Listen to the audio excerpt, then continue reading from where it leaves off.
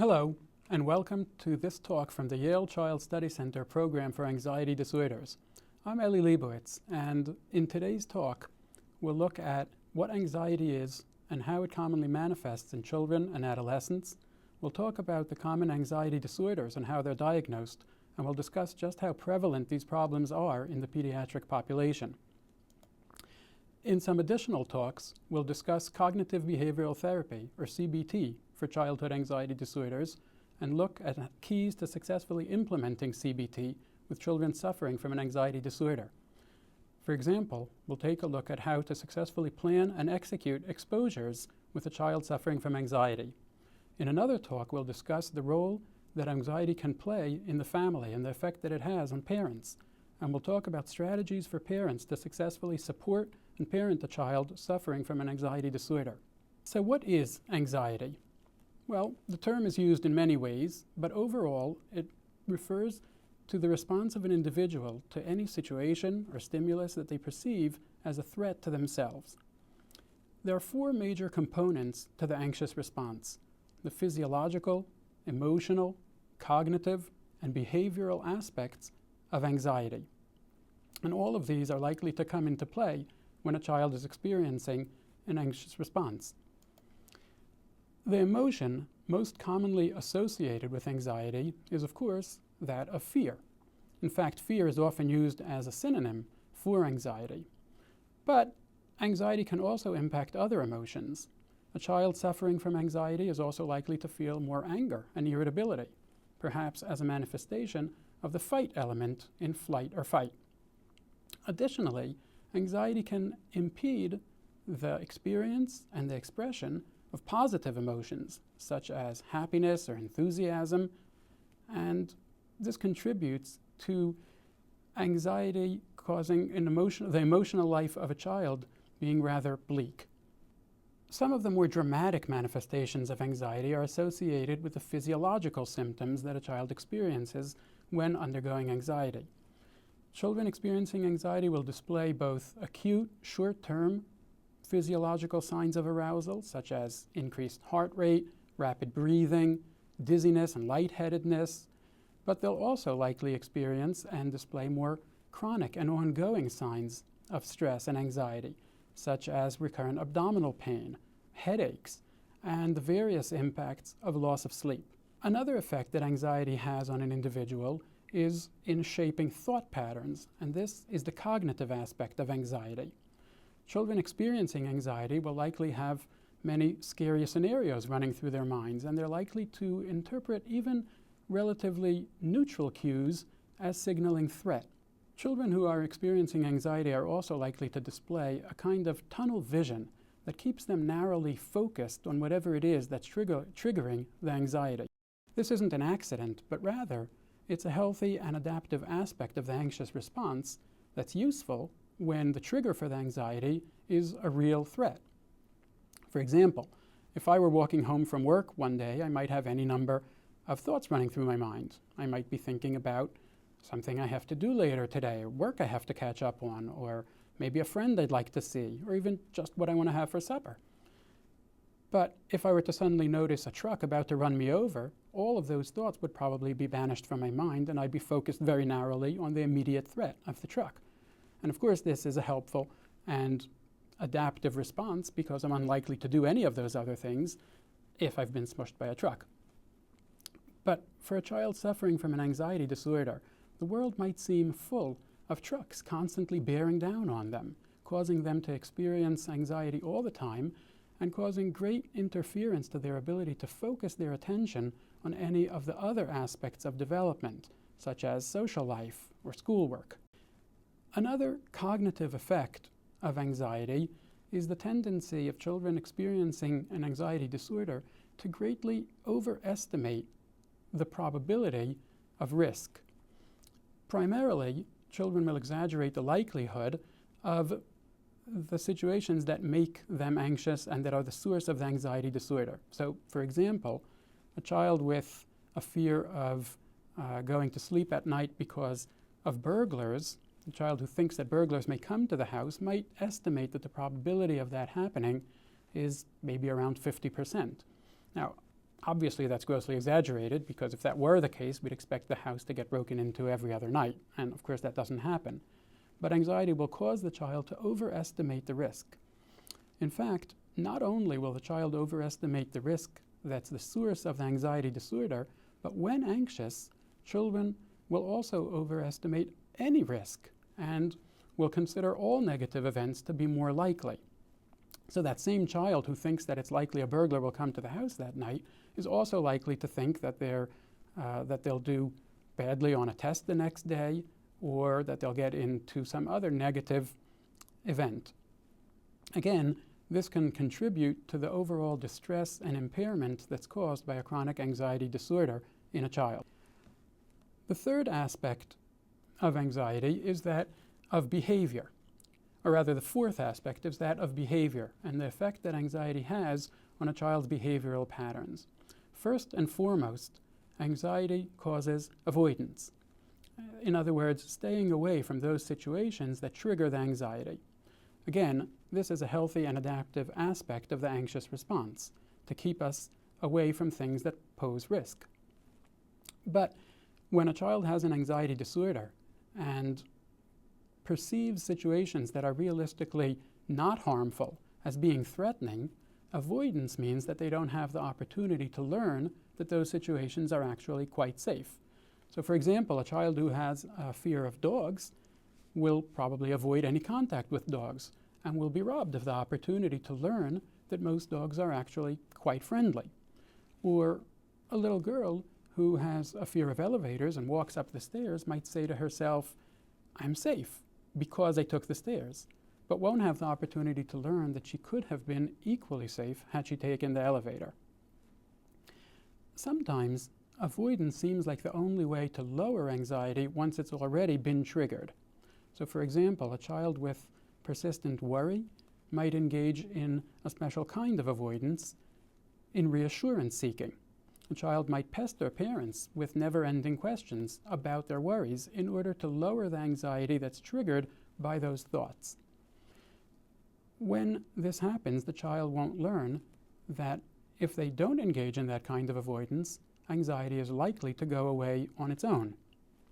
Learning that lesson, that anxiety will go away if the child doesn't engage in avoidance, is a central part of cognitive behavioral therapy for anxiety disorders. But what are some of the anxiety disorders that are commonly diagnosed in children and in adolescents?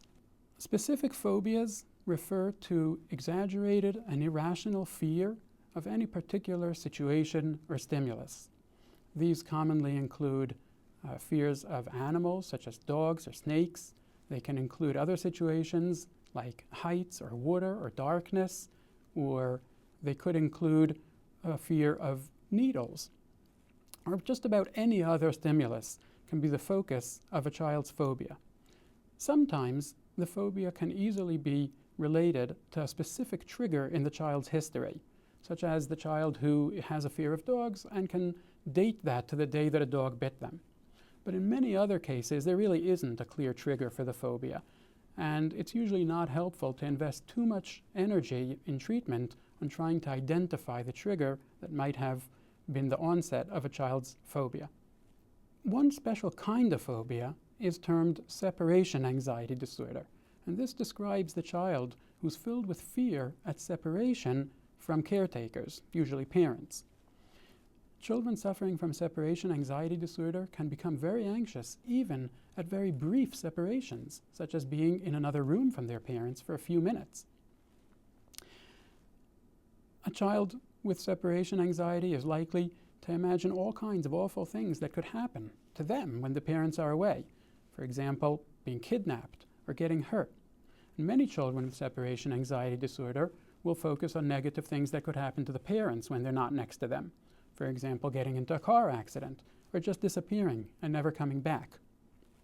One other phobia is called social phobia, or sometimes social anxiety disorder. And this refers to a kind of extreme and painful shyness that can cause a child to avoid social interaction. The child with social phobia will usually imagine negative outcomes of social interaction, such as making a fool of themselves by saying something silly or making a mistake and being laughed at. Sometimes the avoidance will focus on specific kinds of social interaction, such as speaking in front of class or talking on the phone, but sometimes it will be a much broader array of interaction that the child avoids, leading to almost complete self-isolation. And although children will expend tremendous amounts of effort in ensuring this isolation, the child with social anxiety disorder doesn't necessarily suffer from a lack of social awareness or even from a real disinterest in social interaction. In fact, many children with social phobia actually fervently wish for friendship and company, even as they avoid social interaction because of their fear of feeling bad if they were to engage with another person. GAD, or Generalized Anxiety Disorder, could be characterized as the child who has a kind of giant antenna on their head, finely tuned to pick up just anything there is to worry about. Children with Generalized Anxiety Disorder will usually move from one worry to another, but never feel relaxed and at ease. One day it might be an item on the news that the child saw saying that cell phones might cause cancer, and then the child could worry for weeks about all the people in their family that use cell phones and could get sick and die. Another time the child might overhear parents discussing the family's finances and become tremendously worried that they're all going to be homeless or they won't have enough money. A child with Generalized Anxiety Disorder might stay up all night doing and redoing homework because it just doesn't seem good enough, and they're worried that they won't do well in school and about the outcomes that would have for their life. Children with Generalized Anxiety Disorder will often engage in a lot of reassurance-seeking behavior and ask their parents never-ending questions in order to alleviate the distress caused by the worry. They'll often manifest a lot of chronic physical symptoms, such as stomach ache and backache, and they'll often have sleep disturbances as well. All of these symptoms together lead to great overlap between Generalized Anxiety Disorder and symptoms of depression. One special kind of worry is the kind diagnosed in OCD, or obsessive-compulsive disorder. Children with obsessive-compulsive disorder experience a kind of intrusive thoughts, worries that come into their mind unwanted and that they wish they could stop thinking about, but they just can't. And they usually have to perform special rituals or repeated behaviors in order to alleviate the distress caused by those worries. Typical obsessions include things like thinking about germs, contamination, and sickness, or thinking about awful things that could happen, or even terrible things that the child fears they might do or already have done, such as hurting someone or even killing someone. Parents are often tremendously distressed at hearing that their child has these thoughts, but it's important to keep in mind that having an obsessional worry doesn't mean that the child secretly wants to do those awful things, or even that they're particularly likely to do them. In fact, it really just reflects the child's desire to be good and not to do bad things, and the fear that they'll lose control over themselves. Typical compulsions include things like repeated checking behaviors, such as checking that the doors are locked or the windows are shut. They might include washing rituals, and sometimes children will have to do things in a specific number of times, such as tapping the table 3 times or turning the lights on and off 4 times. And many children also have compulsions that relate to symmetry, such as the need to line things up on a shelf just so, or even to even out the 2 sides of the body by touching with their left hand something that they touched with their right in order to ensure a kind of inner symmetry.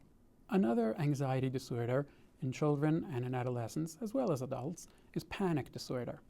Panic disorder is characterized by recurrent panic attacks, which are a horrible experience in which it's as if a wire trips in the child's brain and they're just awash in tremendous waves of anxiety with dramatic physical arousal, heart racing, chest pain, and rapid breathing, and usually accompanied by dreadful cognitions such as the thought, "This is the end, I'm dying," or "I'm losing my mind and going insane."